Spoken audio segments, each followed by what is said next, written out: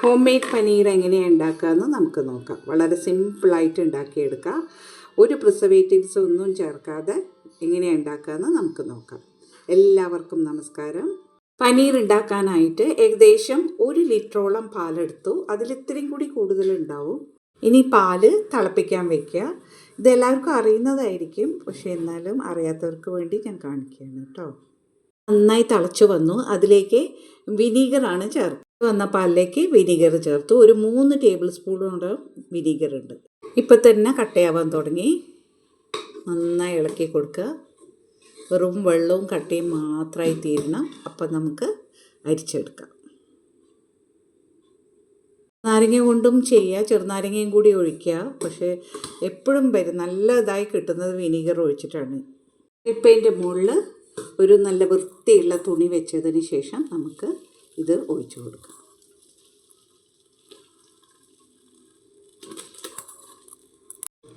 തുണിയൊന്ന് കെട്ടി വെച്ചു. തുണിയിൽ നിന്ന് വെള്ളം കംപ്ലീറ്റ് കളയാം. നമുക്ക് നല്ല വെള്ളം കിട്ടിയിട്ടുണ്ട്. ഇത് ചപ്പാത്തി കുഴയ്ക്കാനും ഒക്കെ ഈ വെള്ളം എടുക്കാം കേട്ടോ. ഇത് കളയേണ്ട ആവശ്യമില്ല. ഇപ്പോൾ കൂട്ടാൻ എന്തെങ്കിലും ഉണ്ടാക്കാം, കറികൾ ഉണ്ടാക്കുമ്പോഴൊക്കെ അതിലേക്ക് ഒഴിച്ചു കൊടുക്കുകയും ചെയ്യാം.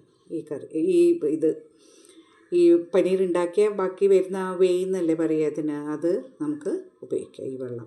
ശേഷം കുറച്ച് വെള്ളമൊക്കെ മാറ്റിയതിന് ശേഷം ഇങ്ങനെ ഒരു സ്ക്വയർ പാത്രത്തിലേക്കാക്കി മാറ്റാം.